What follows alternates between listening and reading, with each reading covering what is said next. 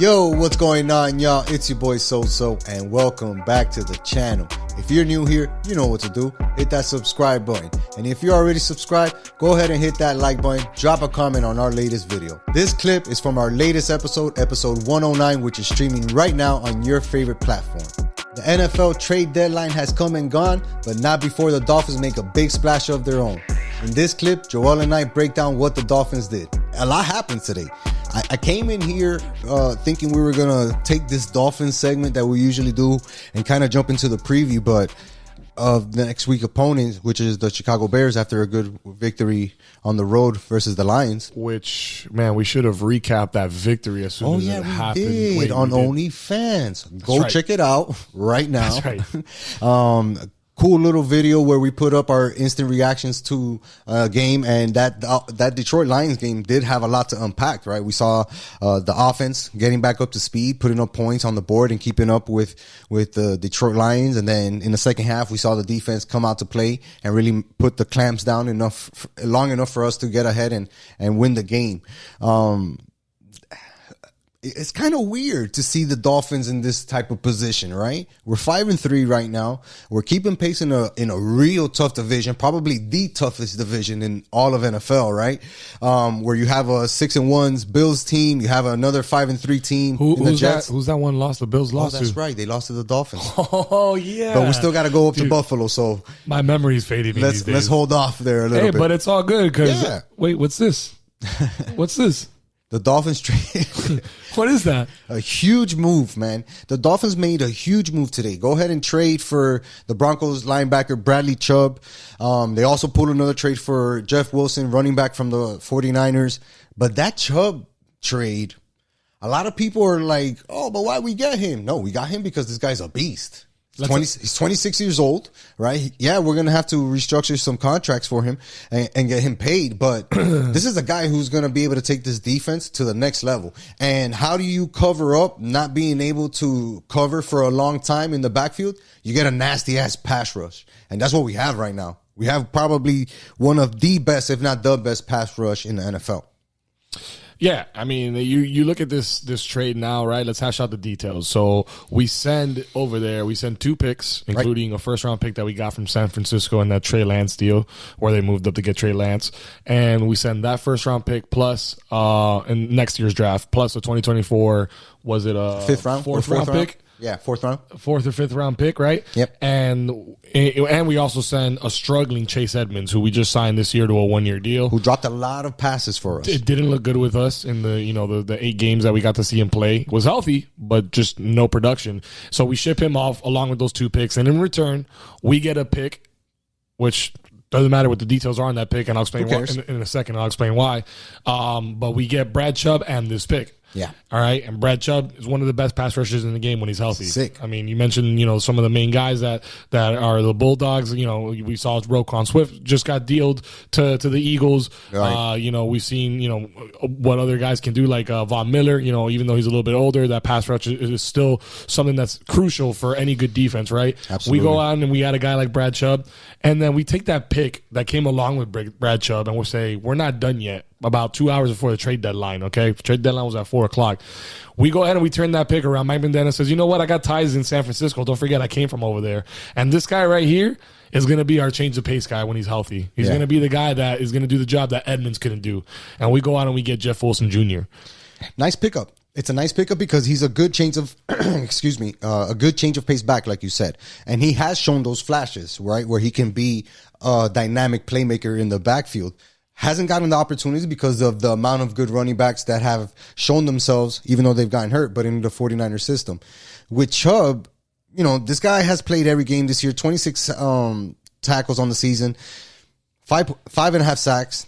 This guy is not necessarily that he was playing on a bad team, right? Because that Broncos defense is good. He's probably one of the, besides Patrick Surtain Jr., he was probably the second best player on the defense. Hands and I just down. say that because Surtain does so much. Right. And he's so young. And he's so big, too. He's a big defender. Yeah. He can tackle. He's not afraid to lay out the hits. He, Whatever. Satan is a beast. Right, but obviously, and that's arguable. You might even say Chubb is your defensive MVP there on that team, and 100%. Now we got him 100%. And the knock on Chubb has been his injuries. Okay, yeah, he missed 9 games, 10 games last year. But this guy has 26 sacks in his career. It started off his 2018 with 12 sacks. A year after that, got hurt. Only had 1. Came back in 2020, 7.5 sacks. Got hurt again. This year on pace to get back to that double digit or close to that double digit sacks with 5.5 already. Him joining this defensive line, which is shown to have really good playmakers within it. I just mentioned Agba. We mentioned Phillips, right? Ziegler has been playing great. Chris Wilkins has been playing great. Throwing this guy into Melvin Ingram, another guy.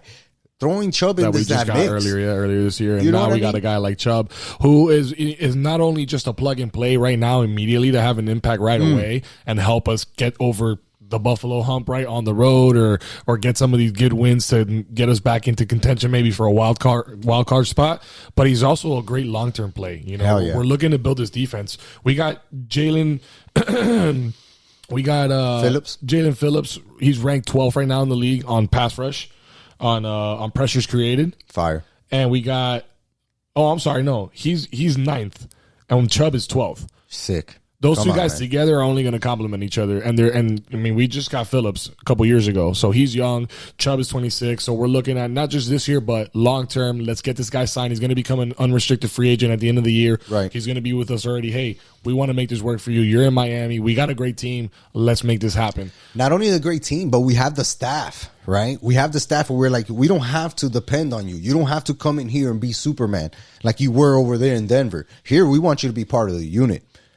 So that eases the wear and tear on you off rip because, you're not getting double and triple team every time because they have to face somebody else who's equally as good as you are on the defensive line. Yeah. Right.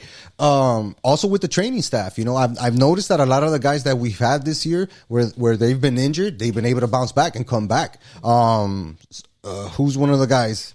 Austin Jackson. He was out. So we just lost, like we talked about. We lose lost Liam Eichenberg, but we get Jackson off the IR. Which is huge. So one in and one out. Big deal, but at least having Austin Jackson back is huge because, he avoids being out for the rest of the season.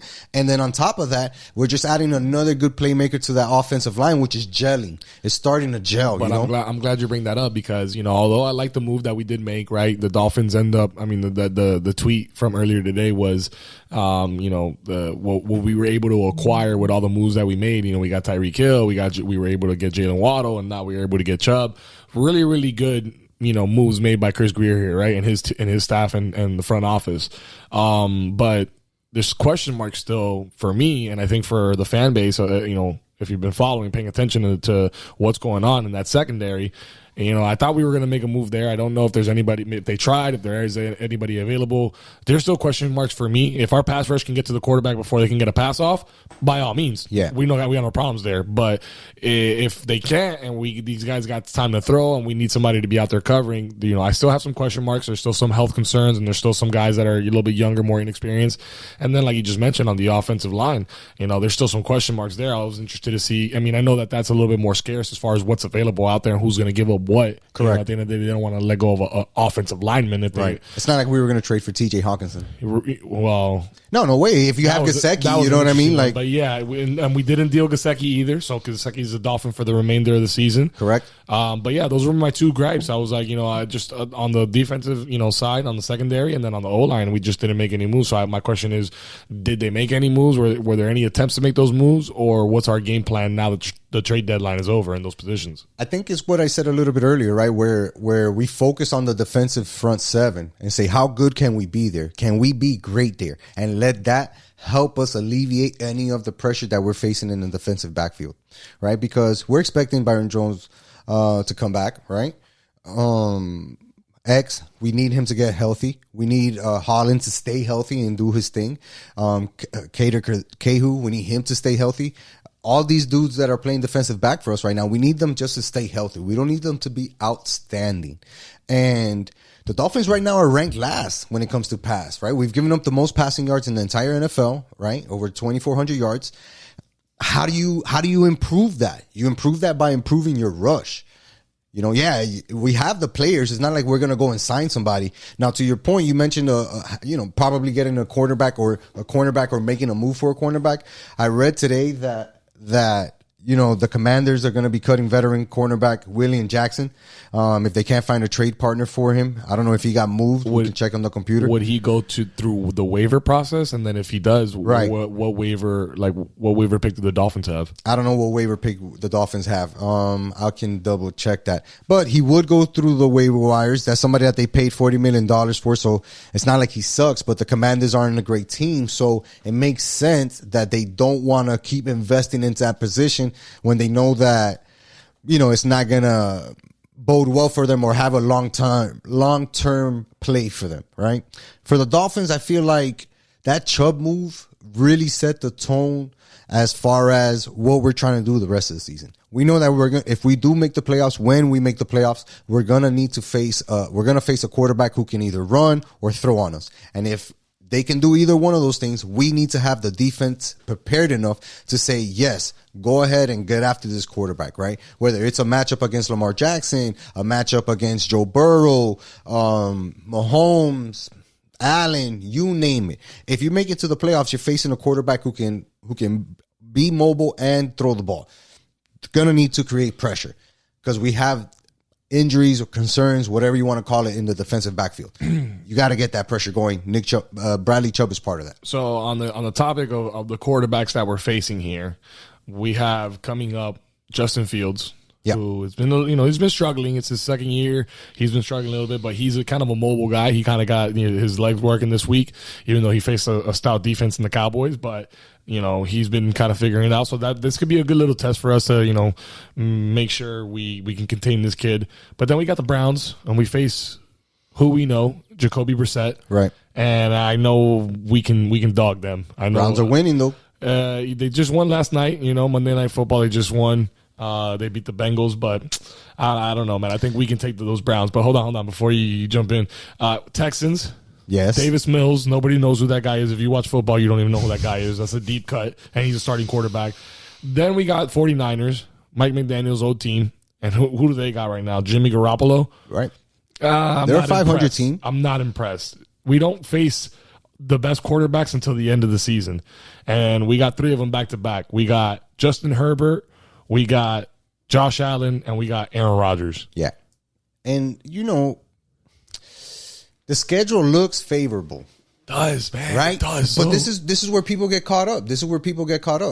And you can't allow yourself to get caught up. You can't say, well, all these teams suck except for one team. We can beat all these guys. No, that's not the way I look at it. That's not the way I look at it. You know what I'm saying? Like, you got to look at it like this. For me, I'm looking at this game against the Browns. This is the game before the bye week, right?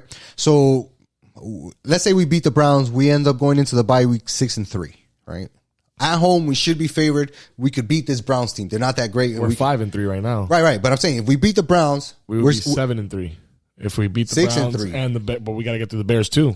I get it. Oh well, yeah.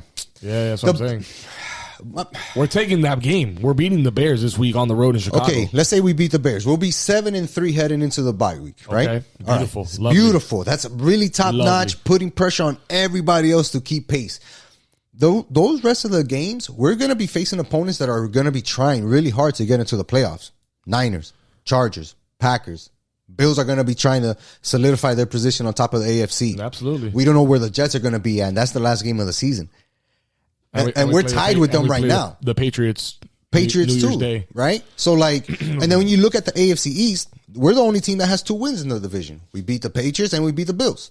Everybody else has 1 win in the division. So, Dolphins are sitting pretty in the division, but we still have to go and face those teams. Yeah. You know what I mean?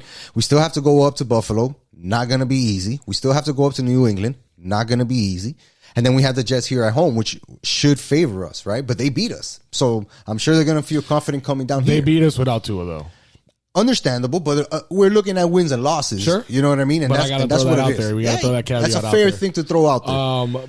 I get what you're saying, but, I think right now, yes, these next 3 games, I think those are the most important ones. Yes, sir. At that point, if we win these next 3, we'll be... what did I say right now? We are 5-3. 5-3. So we would be 8-3.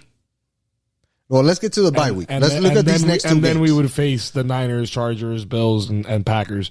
The Bills one, man, that's the biggest one right there because, I really think the Niners, I think Matt McDaniels was the magic on the offensive side of the ball for them. I've been watching a lot of 49ers football this year, and they're good, and they got CMC, and now they kind of switched it up. Is nasty. Yeah. He was able to switch it up and add some stuff, add some elements to it, but I think that our defense is better than their defense right now. I don't think that the 49ers defense is what it was. And then you got the Chargers who have been struggling, bro. And we've had their number, bro. I think that we can handle that. But look, man, the Bills one is the biggest one for me. 3 straight road games. At 49ers, at the Chargers, at the Bills. Yeah. You know what I mean?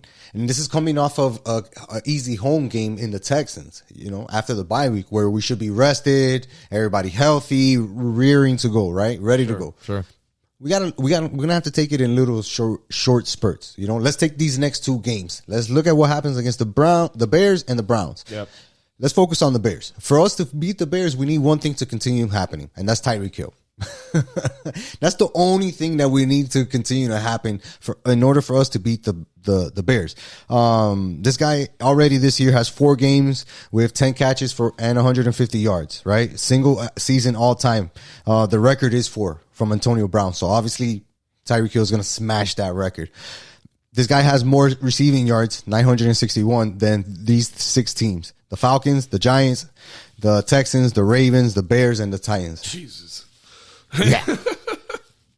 We need this guy to keep going and stay healthy. Yeah. And because I feel like as Tyreek Hill goes, this offense goes. Yeah, Tua is the one, making the throws. And he's important, right? Because he's the one who is the best suited to make the throws on this team.